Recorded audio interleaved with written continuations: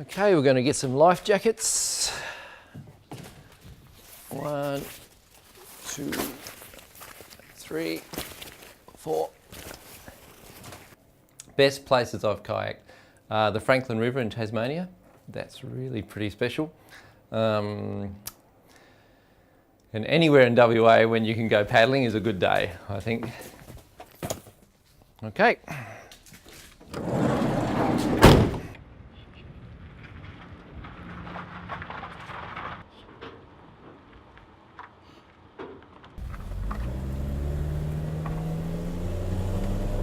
Everyone's got their seatbelts on. Good. We take a lot of people from overseas and they don't necessarily wear seatbelts where they are in their country. So you've got to really tell them to do it and then check that they did it. Yeah.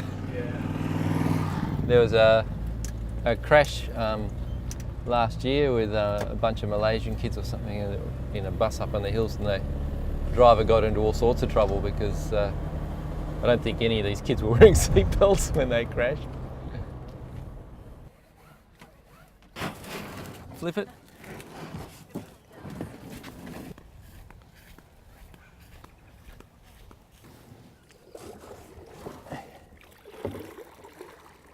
Go and have a look at the pelican. Just nice and easy, Ali. Nice and gentle.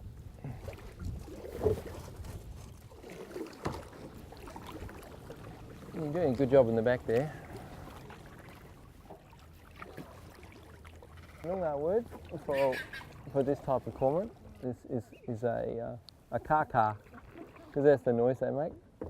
And they have a spear-shaped beak, see? The other cormorants have a hook. So they kind of hook the fish when they catch it. These ones spear it, yeah. That's what they do. All right.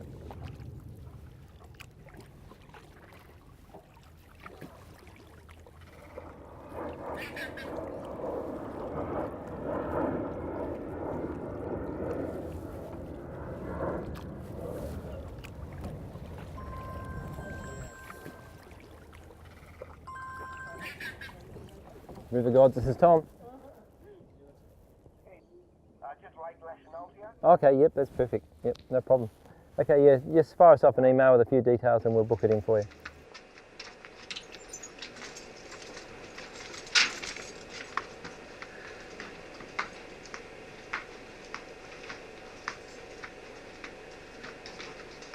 Hi Scott. Hi Matty. How are you going? Ready for lunch? Yeah, let's do it. Fresh before. Not this time, unfortunately. We did catch a tuna at Shark Bay, but we haven't caught anything on the way up or the way around.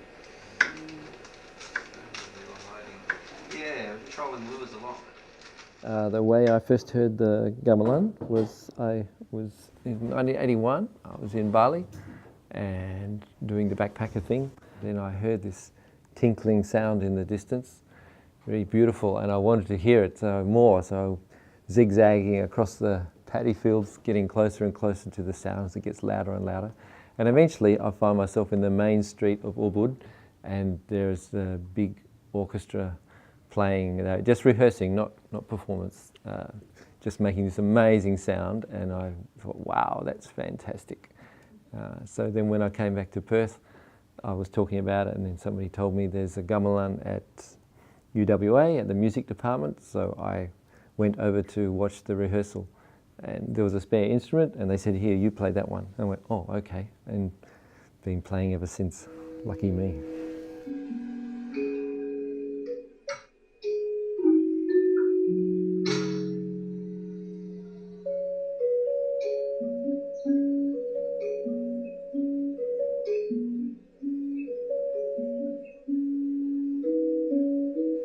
Oh, my life, yes. How is my life affected by the gamelan? I'm really lucky because I get to play music with a group of people that are, also I love the sound, and also it makes my thinking a bit more flexible because I had to learn a different system of music, because it's like learning a different language.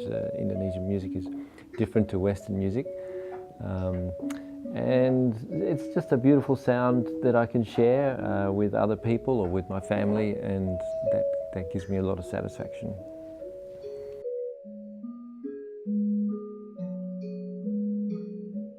Yeah, the main reason we run the kayak tours is to make sure that people who wouldn't normally do it go into the outdoors, into nature, and have a positive experience. And because I think if people don't experience something directly, they don't have an emotional connection to it and they won't act on it. So if you haven't been shot at, or war somewhere doesn't bother you, or if you haven't been hungry, a famine somewhere doesn't really bother you, if you haven't been in the environment, in the natural environment, then the environmental issues won't affect you.